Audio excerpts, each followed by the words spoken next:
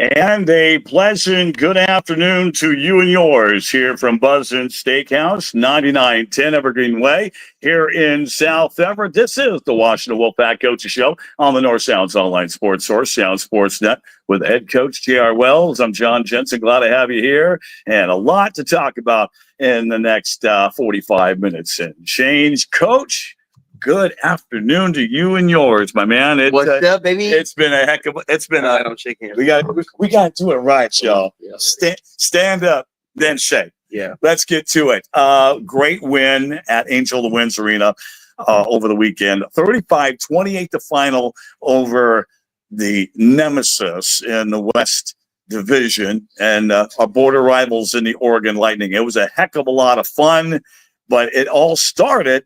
Oregon came out of the gate and getting points on the board, and they were taking care of things early. Before we get started, yes, let's go. You know, yes, we gotta get Miss Howlett, this bad boy. Roger that. Yeah, man, that's how it started, right? We look like the early Seahawks.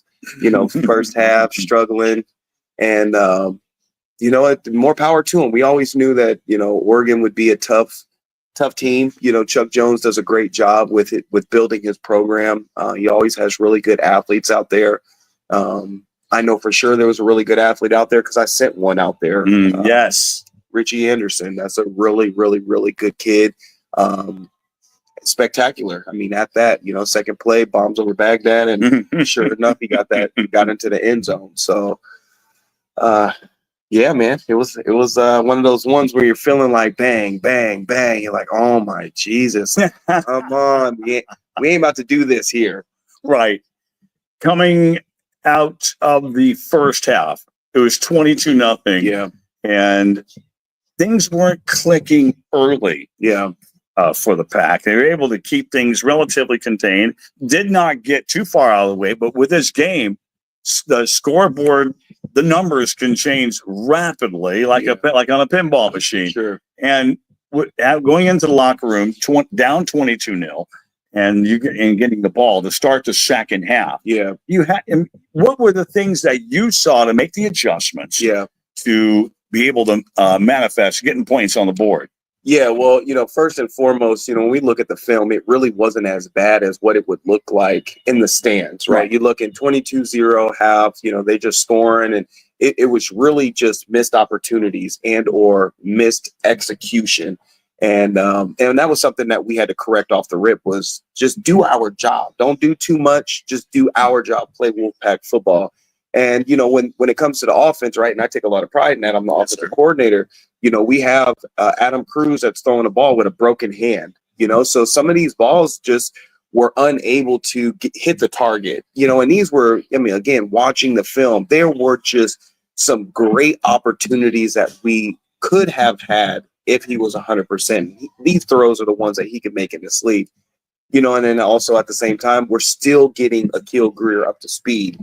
When we look at the very first play that we had them exactly where we wanted them. We scouted them the right way. We knew what they were going to do, just absolutely knew what they were going to do. And if Akil would have ran the correct route, he would have been wide open. It would have been a touchdown. But it wasn't supposed to happen like that. We needed to make sure that arena football was shown the way that arena football is done, right? And that's a lot of scoring, fast pace. It could be lopsided, but you can't count the other team out. At any moment, it can turn a cord for sure. It was 14-0 at the end of the first. Lightning scored another touchdown in the second quarter, 22-0, and then come back, lights out. The party was on. Yeah. First score, 3-play, 35-yard drive at 2 minutes and 46 seconds time of possession. A 17-yard touchdown pass from Couch to Ladarian McAllister and Manny Higuera. The PAT kick failed, and it was 22-6 at that point. Yeah, again, going into the end of the second quarter when we made that transition from Cruz to Couch, it was one of those things, that I looked across the field, and he's sitting there, and it was like perfectly divided where he's sitting and I just look at him, he looks, and I point, and he just kind of gave the head nod. He's only been in with us for 2 days. and so bringing him out, and at the end of the second quarter was more like, let's just ease you in, let's give you some very simple things and see what you do. And of course, once we started to establish this clickness per se, I could tell in his eyes that he knew what time it was. The recognition to execute and be able to nail things, pinpoint, turn on the dime, turn on the head of a pin, and catch that rock, get that rock. Yeah, well, Ed is definitely a veteran in the game, and he spent a lot of time in those 2 days really studying the move, right, and the playbook. And I asked him, as we were going in, how much do you know? He was like, Coach, I'm ready to go. You call it and I'll throw it. And I was like, okay.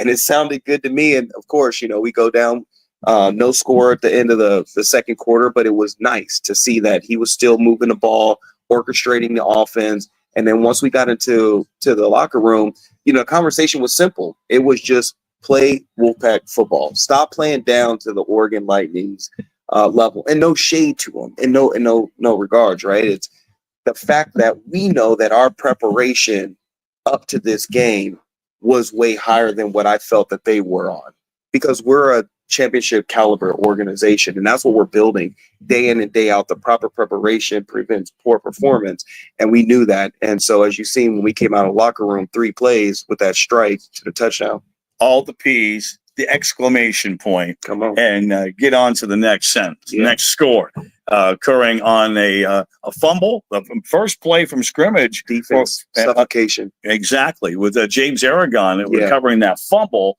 and how that bad snap, it rolled on the belly of the ball all the way across the goal line, and Aragon was right there to pick up the pieces and get you the score to bring you within 22-12 with a 2-point conversion forthcoming. Yeah, and that was really good. Number one, shout out to James, right? He's a semi-pro guy. I just want to make sure I throw that out there, because people feel some sort of way when you're like, oh my God, that's a semi-pro guy, and we got these NFL guys, and we got this D1 guy. Like, nobody cares about all that. What we care about is the heart, the hunger, the dedication, the commitment, the eagerness to want to win, to build together as a culture, as a community, as one community is what we say, right? Yes. And that kid has a lot of heart, and he is going to be extremely special. I don't know how long we're going to be able to keep him, because I assure that once the right eyes get onto him, they're going to pick him up and take him for a workout. So more power to him on getting that scoop and score per se. And the engines were rolling. I called a timeout. I've heard some people in the stands like, "Oh, you're calling that timeout already for a 2-point conversion?" It's just like, no, the clock is ticking. We're almost out. I want this 2-point conversion. Yes. And you know what we did? We got it. The pass to Ladanian to get Ladarian to get it to 22-14. Yeah. And you knew, it's like, once you got to the house once, you got a touchdown on defense, momentum, that pendulum, it really started getting the momentum and picking up that swing. And on the next possession, another touchdown, this time it was a pass, and Marquise Sampson Cha went with a PAT. Oh no! That was Oregon. Oregon didn't score till they didn't score till the end of the fourth. Yeah, we squeezed them 29. It was a 29 run. Right, 29 run, and the next touchdown was Ladarian McAllister, 10-yard pass. That's right, and the 2-point conversion there again, good. It tied things up at 22. Yeah, that's where you seen that Ed was starting to cook. It was one of those things that, you have this balloon, right? And you poke a hole in it, and it just starts to slowly deflate. And what we thought was the air wasn't coming out fast enough. So we just punctured a big hole and deflated. And you can look across at Oregon's bench that they were completely shut down. And, we just started to squeeze them. Another touchdown pass.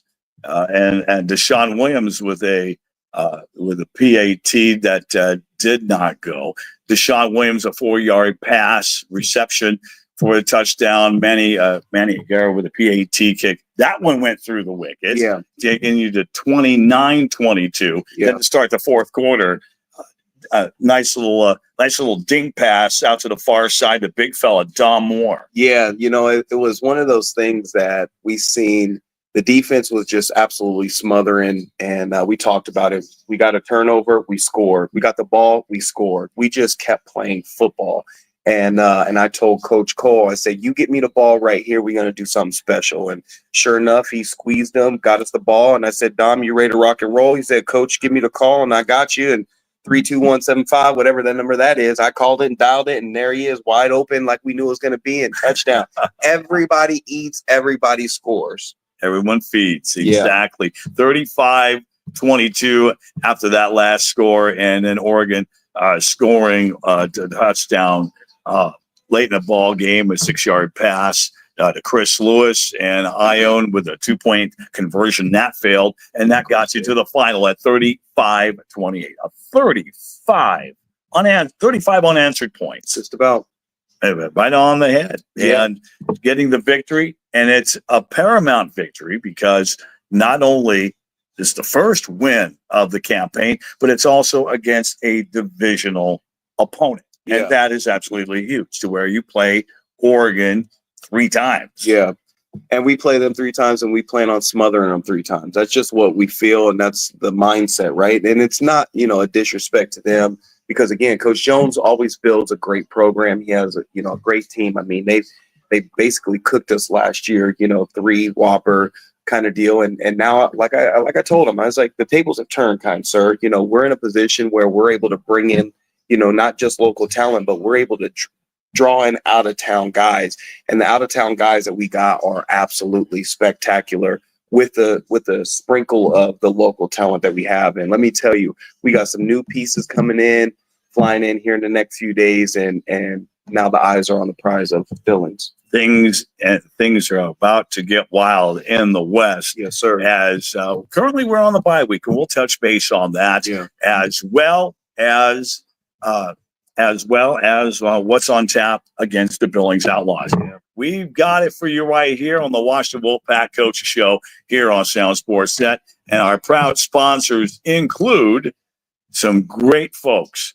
They are just absolutely awesome. They are Apollo Plumbing, serving King and Snohomish counties for more than 25 years. With the inevitable record of customer service and satisfaction, they provide a full range of plumbing and drain cleaning services, and they're delivered by some of the best professionals in the business. For personal quality service, log on to apolloplumbing.com. Also, Green State Restoration of Monroe here in the Northwest. Water damage happens, storms, leaks, floods, burst pipes. Whenever you need restoration, Green State, they've got your back. From water damage to mold and smoke damage, the restoration experts at Green State will get you right back like it never even happened. Trust Green State for all your restoration needs.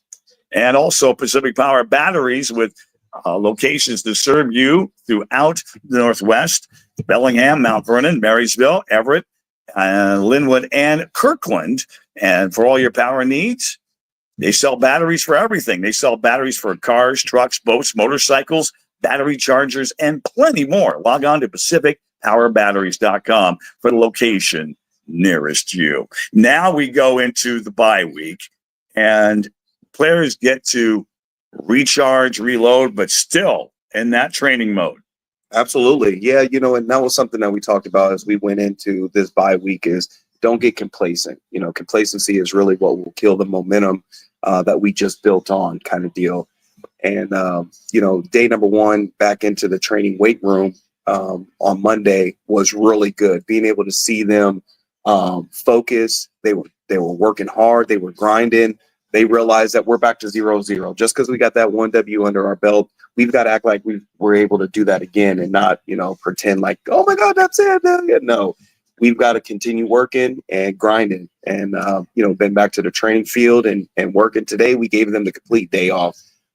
We train outdoors for most of the time, and there's supposed to be a storm coming through. I don't see the tornadoes and all that, but it's Washington, Pacific Northwest. At any moment, it could just start hitting. And they were talking about the storm, and it's coming from the south, and it's going to come in from the south in Lewis County at Centralia and work its way up into Thurston County and Olympia, Lacey, Yelm, Pierce County, and possibly get into Seattle by the overnight. Okay. So, but from the looks of things right now, it does not look too bad. It's very, very temperate in the upper 50s, low 60s. And since the team has the day off completely, now it's just a matter of really assessing the video from the last game and being able to work your plans ahead of time. It's like just 8 days away from Billings. Yeah, defending Arena Bowl champions. Yeah, and we're really excited about playing them, due to the fact that we know that they are top tier. They're a really good program, and we expect to be in a battle with them. I mean, that's just what Seth Walker does. He builds him a really strong, dominant team. But, again, back to the Washington Wolfpack, like, we're not pups, right? Mm-hmm. We are full-grown wolves, and we're ready to eat. We've been howling at the moon. We know what time it is. We're year number 2. Southwest got one on us, and we know off the rip watching the film that they shouldn't have got that one. But, cheers to them. They went to Albany, got BTA, and reminded that they're really not that daggone good. But again, we get to play them as well. But right now the focus is, ending Oregon, right? We watched film. We did the Tell the Truth, which is, credit to Pete Carroll and what he does. We got rid of the Oregon game. That W is out of there, and now we're back to 0 with Billings, and now we're starting to lock in and watch them and see what they got going on and how we can capitalize on their errors and move forward. Seeing the players being able to have the day off, they're able to get themselves re-energized physically, mentally, emotionally, the stability of it to be able to prepare for the next training session.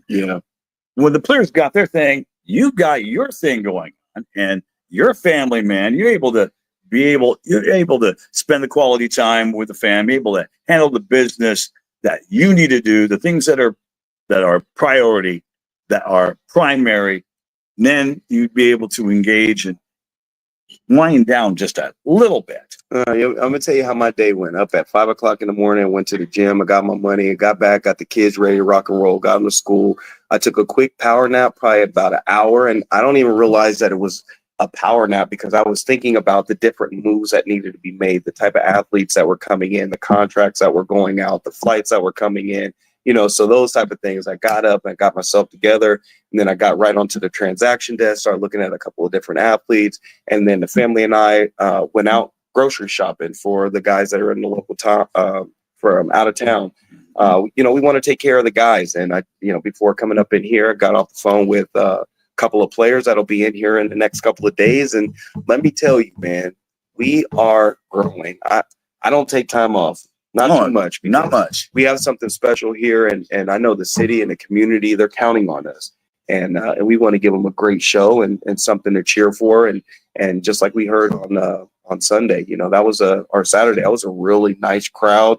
And the sound of it when that victory bell rang, yes. it was like 5,000 fans in there for sure. That hopefully we can work our way towards that number. But the crowd, the numbers, they keep escalating. Spread the word. Spread the word. Yeah. Spread the love. Share the wealth. Get the fam in the Wolves Den at Angel of the Winds Arena, and you will not be denied. Great family entertainment. Absolutely. It's fast and furious football, and you will absolutely love it. If you're not able to make the game, you can always catch the live stream on evergreennow.tv. It's available on Roku on smart devices as well as their website, evergreennow.tv. And we also got word that we will have a national game coming up. I believe it's May 4th against Oregon. Yeah. Once again, that'll be the grand finale for the home stretch before we go road tripping for a while. Yeah, and we're excited for that. But right now we want to focus on Billings, them coming into town, making sure we take care of them on a business standpoint, making sure they're comfortable. And then once they get into the arena, we just want to BTA, give them the business, and then go ahead and send them home with that sad feeling. I gotta remember that acronym. Yeah. You know what PTA is, right? Yeah, that's right. Okay. Yes, sir. Right. Yes, sir. Now, mentioned about the new players coming in. Yeah, buddy. Little wrinkles here and there. Oh, I can't wait to check out the next training session. Yeah. When I'm down in this neck of the woods, when I'm up and down the I-5 on the regular now. Your copy. Yeah, and then be able to get a chance to see everybody in action, putting in the work. Yeah, knowing what they've got to bring to the table. Yeah, well, before the guys come in, we know that they have something to bring to the table, and the biggest thing for us in our program is making sure it's something positive. And I say that because when we played Oregon, there was an athlete that's on their team, and I'm a very transparent coach. So you just make sure you do the right things or I'm going to expose you. And I'm not going to say your name, but I'm definitely going to expose you. There was a kid that I was going to bring in, a dynamic kid. Well, of course, I was going to bring him in, right? We don't want to bring in no bums. But there was a kid that we were going to bring in. And, I'm busy as all busy could be busy. I'm ripping and riding. And I didn't have enough time to conclude bringing him in. And it was more just kind of like making sure that was the move that we wanted. And the universe was right. It wasn't a move we wanted. So once we got there, I found out that he was on Oregon's team. And I was like, I told the team, like, hey, this kid's going to be exceptional. Attitude, piss poor. This kid he's arrogant. He's not culturally built for what we got going on. And sure, he showed me way too many issues, liabilities.